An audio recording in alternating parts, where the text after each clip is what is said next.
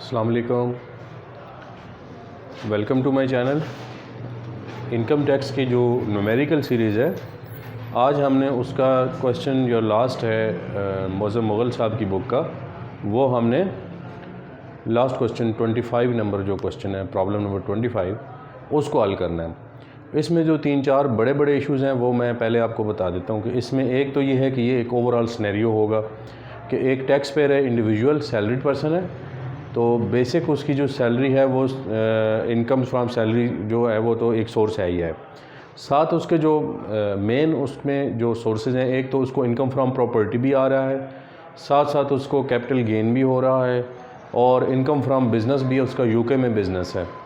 उसके साथ फिर उसको कुछ रिलीफ मिलेंगे, कोई फॉरेन इनकम अगर उसको मिल रही है, जैसे बिज़नेस उसका बाहर है तो वहाँ से जो टैक्स वहाँ पे दे रहा है वो एडजस्ट होगा, क्योंकि ये रेजिडेंट पर्सन है। तो रेजिडेंट पर्सन का एक असूल याद रखें कि जो बंदा यहाँ पे रेजिडेंट है, यहाँ रह रहा है, यहाँ रहायशी है बाय लॉ, तो वो हमारी वीडियो अलग से मौजूद है कि रेजिडेंट पर्सन और नॉन रेजिडेंट में क्या फ़र्क होता है। वो हमारी अलग जो इनकम टैक्स बेसिक्स की जो प्ले लिस्ट है, वहाँ पर वो लेक्चर मौजूद है कि रेजिडेंट और नॉन रेजिडेंट से क्या मतलब होता है। तो हम ये कह रहे हैं कि एक बंदा जो कभी बाहर नहीं गया और वो उसका सिर्फ बिज़नेस जो है वो वहाँ पे बाहर चल रहा है, तो उस बंदे का जो इनकम है जो फ़ॉरेन से उसको आ रही है, उसको यहाँ पर टैक्स कैलकुलेशन में लेके आना ज़रूरी है। एक तो ये आपने ज़हन में रखना है। दूसरी बात है कि अगर उसको कोई किसी किस्म का एम्प्लॉयर उसका कोई टैक्स काट रहा है, अगर वो सैलरी पर्सन है ज़ाहिर है, तो सेक्शन 149 में जो डिडक्शन एट सोर्स होगी, जितना भी टैक्स उसका साल के दौरान मुख्तलिफ़ ट्रांजेक्शन्स में कट जाएगा, वो सारे का सारा डिडक्टेड एट सोर्स के अंदर बनेगा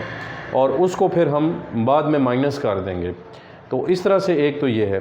फिर हमने इसमें ये भी देखना है कि जो सेपरेट ब्लॉक इनकम्स होती हैं, वो इनकम फ्रॉम प्रॉपर्टी है, उसका अपना ब्लॉक्स ऑफ इनकम है और उसके अपने रेट्स हैं, स्पेशलाइज्ड रेट्स हैं, उनको हमने इस नॉर्मल इनकम के तहत एडजस्ट नहीं करना। तो एक हमने लेक्चर वैसे दिया था MTR और FTR के ऊपर कि ये मिनिमम टैक्स रजीम और जो फाइनल टैक्स रजीम है उसका क्या होता है। तो अब हमने जो इसमें बात करनी है वो ये है कि भाई पहले तो एक इनकम फ्रॉम सैलरी का जो पूरा पोर्शन है वो स्टार्ट करेंगे, जैसा कि ये प्रोफेसर मलिक एहसान जो हैं इनका ये केस है। तो आपका ये सारा सिस्टम जो है टैक्स ईयर 2021 आ जाएगा,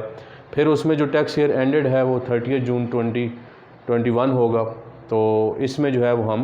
इसको करेंगे। रेजिडेंशियल स्टेटस में आपने लाजमी तौर पर ये लिखना है कि वो रेजिडेंट है, ठीक है, इसीलिए तो हम उसकी टैक्स कैलकुलेशन की तरफ जा रहे हैं। इसके साथ एक और बात मैं आपको बताता चलूँ कि अगर एक बंदा नॉन रेजिडेंट है और आपका वो यहाँ पे रहता ही नहीं है, तो फिर उसके लिए जो है वो, या वो बंदा यहाँ पे था ही नहीं कभी, तो उसका तो टैक्स कैलकुलेशन का और तरीक़ाकार होता है। अब इनकम फ्रॉम सैलरी में देखें तो आपको दो चीज़ें मैंने आपको पहले भी इसमें जो न्यूमेरिकल के हमारे लेक्चर्स हैं उसमें दी है कि एक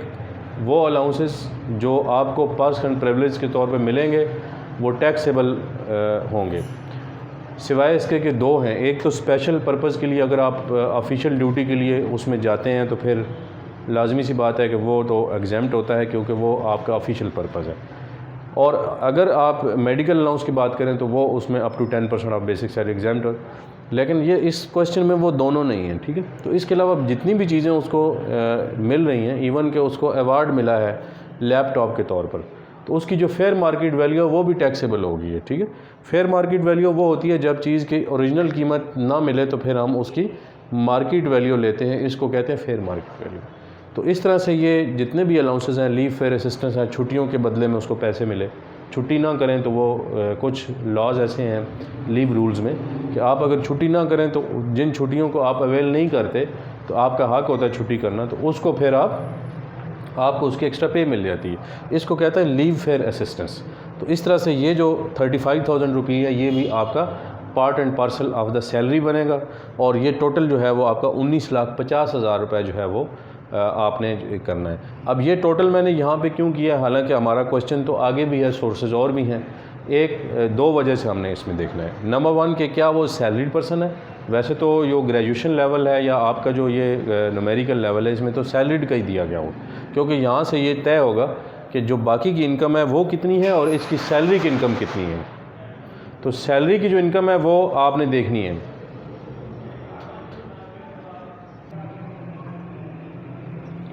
तो ये इनकम फ्रॉम सैलरी है, तो अगर आपका 75% ज़्यादा पोर्शन सैलरी बन रहा है तो फिर तो वो सैलरी पर्सन होगा। तो यहाँ तो हर सूरत में आपको इनकम फ्राम सैलरी का ही आएगा क्योंकि क्वेश्चन ही। फिर इनकम फ्राम प्रॉपर्टी में उसने दो चीज़ें ऐड कर दी थी, यूटिलिटीज़ के चार्जेस जो उसने चार्ज किए ना अपने टेनेंट से, किराएदार से, वो आपने अलग करने हैं क्योंकि वो जाके आपने फिर यहाँ पर ऐड किए हैं। ये जो हमारे 12,000 यहाँ पे ऐड हुआ है, ये असल में अदर सोर्स इनकम में गया है। वो क्यों गया? क्योंकि वो प्रॉपर्टी का जो रेंट है वो अलग है और जो यूटिलिटीज़ के या एक्स्ट्रा जो आप चार्जेस ले रहे हैं किसी और चीज़ के, जो चीज़ों का रेंट है वो अलग से होता है। तो इसलिए 2,38,000। और दूसरा ये सेपरेट ब्लॉक है, इसका अपना एक टेबल मौजूद है बुक के अंदर, और इसको हम फिर आगे जाकर इसका अलग से एक स्लैब जो है वो लगाएंगे। जो हमारी नॉर्मल इनकम होगी वो फर्स्ट कॉलम में चलेगी, ठीक है। इसी तरह से आगे जो है वो इनकम फ्राम बिज़नेस का हमारे पास आ गया है। इनकम फ्राम बिज़नेस जो है ये इसका यूके में बिज़नेस है लेकिन वहाँ से लॉस भी हुआ है। अब जो लॉस है वो आपने एडजस्ट करना है, लेकिन ये बात याद रखें कि ये पूरा एक कॉन्सेप्ट है जिसको हमने set off and carry forward of losses वाला, set off and carry forward of losses, ठीक है। तो कैरी फॉरवर्ड ऑफ लॉसेस जो है ये एक अलग से पूरा कॉन्सेप्ट है कि कौन सा बिज़नेस में किस किस्म का लॉस एडजस्ट होगा। तो अलबत्ता जो फॉरेन सोर्स इनकम है आपकी बिज़नेस से, उसका अगर फॉरेन सोर्स बिज़नेस किसी और से आपको लॉस हो रहा है तो वो आप एडजस्ट कर सकते हैं, वो सेट ऑफ हो सकता है, और वो अगर यहाँ पे ना हो तो वो कैरी फॉरवर्ड भी हो सकता है। बहरहाल ये 18,000 आपकी इनकम आ गई। अब इसका ट्रीटमेंट जो है ये आप आगे देखते चलें कि जब ये सारा टैक्स लग के आ जाएगा तो यहाँ पर आपको फिर फॉरेन सोर्स इनकम का ये एडजस्टमेंट मिलेगी। ये जो की हमने वो इसलिए की है कि जो आपकी टैक्सेबल इनकम पर टैक्स बनेगा उसकी एवरेज लेकर आपने इसको फिर यहाँ पर इसका रिलीफ भी देना है, क्योंकि अमूमन ये होता है कि आप जिस फॉरेन कंट्री से ये इनकम कमा के लाए हैं वहाँ पर भी आपने टैक्स दिया होगा, तो इसलिए जो फॉरेन टैक्स का क्रेडिट है वो फिर मिलेगा। तो इस तरह से जो है वो आपने 200 का ये माइनस करना है। देखो तो इसमें जो है ना वो 12,000 का जो है वो आपके पास यूटिलिटीज़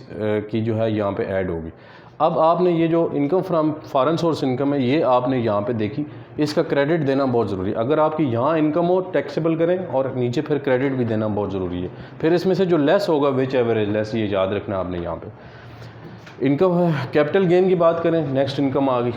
तो कैपिटल गेन में जो है ये आपने ये करना है कि अगर तो पब्लिक कंपनी है या पब्लिकली होल्डिंग वाली जितनी भी शेयर्स हैं या आपकी ऐसी चीज़ें हैं जो कि मुदारबत सर्टिफिकेट्स हैं जो रजिस्टर्ड कंपनियां आपको दे रही हैं, आप ये समझें कि स्टॉक एक्सचेंज में जो रजिस्टर्ड हैं उनके शेयर्स के ऊपर अगर आपको कोई भी किसी किस्म का गेन हो, जो सेल परचेज का डिफरेंस होता है ना वो गेन होता है, उसको आपने सेपरेट ब्लॉक में डील करना है, ठीक है जी। तो सेपरेट ब्लॉक में ये है कि इनका अपना एक होल्डिंग पीरियड का कॉन्सेप्ट है कि अगर वो 1 साल के अंदर रहेगा, आपने होल्ड करके वो कमाया है तो उसका रेट और है, फिर 2 से 3 साल का है, फिर 3 से 4 साल, इस तरह से वो एक अलग से कॉन्सेप्ट है। तो लिहाजा आपने यहाँ पे शामिल नहीं करना। प्राइवेट कंपनी या प्राइवेटली होल्ड जितनी भी कोई पेंटिंग्स हैं या कोई कॉइन्स हैं या कोई ऐसी चीज़ें हैं या शेयर्स हैं, तो वो यहाँ पर डील होगा और उसका डिफरेंस यहाँ पे आप डालेंगे जो आपका सेल और परचेज़ का होगा। जितने की चीज़ आपने ख़रीदी थी और जितने की बेची है, जो आपको अगर कोई प्रॉफिट हो रहा है या गेन हो रहा है तो उसको आपने यहाँ पे लिखना है। अब क्योंकि ये साल के अंदर अंदर इसमें 2 ही कैटेगरीज होती हैं, एक साल के अंदर विदिन 1 ईयर आपने अगर अर्न किया है तो फिर तो ये टोटली टैक्सेबल है, और अगर आपने इस साल से बाहर किया है तो फिर लाजमी सी बात है कि वो 100% नहीं होगा, बल्कि उसका 25% आपको एग्जाम्प्ट हो जाएगा। लेकिन क्योंकि ये विदिन 1 ईयर है तो फिर आपने टैक्सेबल करना। उसके बाद फिर profit on sale of inherited house है, क्योंकि ये इसका जो 4 साल से ज़्यादा कोई भी प्रॉपर्टी आप रखते हैं तो वो आपने होल्ड करनी है, तो फिर उसका टैक्स नहीं होगा। वो 60,000 रुपया जो आपको आया है इसलिए एग्जाम्पशन में हमने डाल दिया है, उसको आगे टोटल में नहीं लिखना फिर हमने। तो ये हमारा कैपिटल गेन के ऊपर तीनों किस्म की जो है इसमें चीज़ें हैं। ये बड़ा एक कॉम्प्रिहेंसिव क्वेश्चन है, तमाम क्वेश्चन सॉल्व करने के लिए आपको बहुत हेल्प मिलेगी अगर आप इसको अच्छे तरीके से देख लेते हैं। नेक्स्ट है हमारे पास अदर सोर्सेज, जो इन तमाम इनकम्स में इनकम ना आए। देखिए ये एक इनकम स्पेसिफिक सेक्शन है जिसमें कैपिटल पार्क होता है, कैपिटल एसेट्स होते हैं, वहाँ पर ही आपको ये डील करेंगे। इसी तरह से इनकम फ्राम बिजनेस जा रहा है, एक अपना एक अलहदा उसका सेपरेट और स्कोप है। इनकम फ्राम प्रॉपर्टी जो है सिर्फ रेंट ऑफ प्रॉपर्टी को डील करता है, इसमें कोई और चीज़ तो नहीं आ सकती। अलबत्ता सैलरी जो है वो अपना है। तो इस वजह से जो बाकी रह जाएगा, जितने भी अदर इनकम्स हैं जो आपको इनके अलावा मिलेंगी, वो रॉयल्टी मिल रही है, आपने कोई वर्क किया था जो आपकी इंटेलिजेंस या आपकी इंटेलेक्चुअल की बेस पर आपको कोई चीज़ मिलती है, वो रॉयल्टी है जो आपका एसेट है, आपकी कोई क्रिएशन है, कोई वीडियो टेप है, कोई रिकॉर्डिंग है, कोई ऑडियो है, या कोई ऐसी क्रिएटिव है, या कोई लिटरेरी वर्क है, कोई बुक आपने की है, तो वो सारे का सारा आपका रॉयल्टी में, या कोई इन्वेंशन किया आपने, तो क्योंकि ये उसने ये भी कहा था कि ये 24 मंथ से ज़्यादा का के लिए आपको 90,000 मिला है। क्वेश्चन में अगर आप पढ़ेंगे तो वहाँ पर ये मिले, इसलिए हमने इसको 3 साल में डिवाइड किया। ये 1/3 क्यों हो रहा है? अगर ये साल के बारे में ना लिखा हो और एक ही साल की आपकी रॉयल्टी मिली है, अमूमन एनुअली रॉयल्टी आपकी तय होती है, तो उस सूरत में फिर आपने वही रकम आपने टोटली टैक्सेबल कर देनी है। ठीक है, ये आपने जहन में रखना है इसमें। अब क्योंकि यहाँ पर मोर देन 24 मंथ्स का ये पीरियड है और आपने इसको 24 महीने या 2 साल से ज़्यादा के लिए क्योंकि किया है, तो इस वजह से हम इसको 90,000 को 1/3 कर रहे हैं, क्योंकि एनुअल निकाल रहे हैं ना, हमने जो टैक्स है वो सालाना निकाल रहे हैं। ठीक है, हर साल हमने इनकम टैक्स जो है वो उसकी कैलकुलेशन ये करनी है, असेसमेंट करनी होती है, तो लिहाजा ये 30,000 उसका आ गया। यूटिलिटीज़ वाला मैं पॉइंट पहले बता चुका हूँ अपनी वीडियो में इसी में, कि आपने जो 12,000 यहाँ माइनस किया था वो क्योंकि अदर सोर्सेज में डालना है तो यहाँ आ गया, क्योंकि उसकी वो कैटेगरी बन नहीं रही है ना, तो फिर हमारे पास कॉमन वाली जो है वो अदर सोर्सेज में रहती है। इसी तरह से जो एग्रीकल्चरल इनकम है ये वैसे ही एग्जाम्प्ट है। इसके साथ वैसे प्रैक्टिकली तो बात ये है कि अगर आपकी ये इनकम जाती है टैक्सेबल लिमिट तक प्रोविंशियल लेवल पे, तो फिर उसमें रूल ये है कि इनकम टैक्स डिपार्टमेंट जो है वो आपसे प्रोविंशियल की रसीद मांगता है। भाई आपने जो सूबाई का टैक्स बनता है,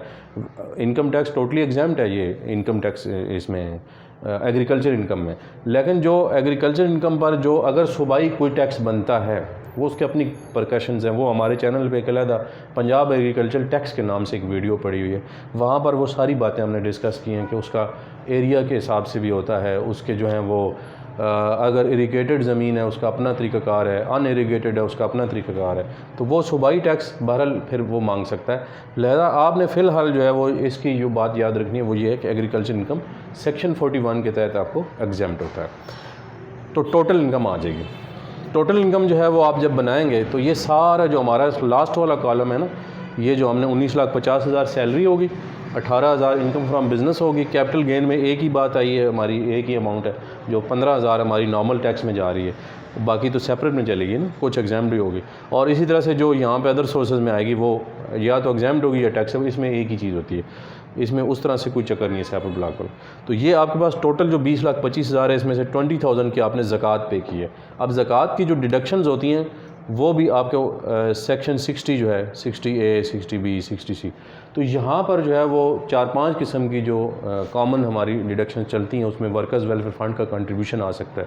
वहाँ पर जो है वो ज़कात के बारे में भी ये है कि वो इन कैश ना दी जाए, बल्कि वो जो है वो थ्रू प्रॉपर बैंकिंग चैनल दी जाए, और इस तरह से कुछ इसकी शर्तें हैं। तो बहरहाल आपको ज़कात जो दी जाएगी वो अगर उसके साथ कुछ नहीं लिखा तो आप समझेंगे कि अकॉर्डिंग टू रूल्स है, और वो आपने माइनस करनी है और आपका टैक्सेबल इनकम आ जाएगी। इसको बोलते हैं एक्चुअल टैक्सेबल इनकम। फिर इसके बाद इसके ऊपर हम जब स्लैब लगाएंगे,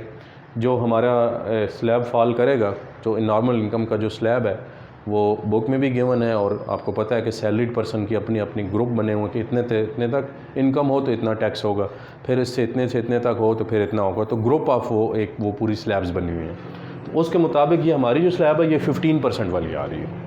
अब जो 15% वाली स्लैब है उसमें 18 लाख तक जो है वो 90,000 रुपये पिछला टैक्स आपका सारा कैलकुलेशन करके आया वो, और जो अबव जो मोर देन 18 लाख है वो आपका 15% बनता है, तो ये 1,20,750 आ जाएगा। फिर क्योंकि ये एक फुल टाइम टीचर हैं और ये टीचर की जो कंसेशन है वो आपको इनकम फ्रॉम सैलरी से मिलेगी, तो मैंने आपको 2 वजह बताई कि एक तो सैलरीड पर्सन का बताने के लिए, और दूसरा सैलरीड पर्सन की जो कंसेशन है वो कैलकुलेट करने के लिए। तो वो आपके फिर जब उसी तरह से आप स्लैब लगाएंगे, लेकिन ये याद रहे कि जो 25% आपने देना है 25% ये इनकम फ्रॉम सैलरी पर होगा, ठीक है, सारी इनकम पर नहीं होगा। आपने उसके ऊपर जो टैक्स बना ये 19,50,000 के ऊपर स्लैब लगी, तो 18 लाख पर 90,000 प्लस उसमें जो ऊपर बना 50,000 है 1,50,000, उस पर ये टोटल बना 1,12,500, और उस टैक्स जो सैलरी का टैक्स था उस पर 25% आपने फिर इसकी कंसेशन दी, और टोटल जो आपका पेएबल टैक्स आ रहा है उसमें से ये कंसेशन माइनस कर लेनी है आपने। फिर इसी तरह से फॉरेन टैक्स की जो रिबेट है वो हम पहले डिस्कस कर चुके हैं। फिर एक और रिबेट है जो आपके पास 4 बुनियादी तौर पर सेक्शंस हैं जो आपको एवरेज रिलीफ देते हैं, जो टैक्स में बचत देते हैं, अगर आपने उन शराइत पर पूरा उतर कर जो है वो ये ख़र्च किया है या आपने दिया है, जैसे कि सेक्शन 62 है, सेक्शन 63 है, सेक्शन 64 है, तो इन तमाम में ये है कि वो जो सेक्शन 62 है उसमें डोनेशन की बात करता है, 61 है डोनेशन की बात करता है, 62 जो है वो इन्वेस्टमेंट एंड शेयर्स की बात करता है,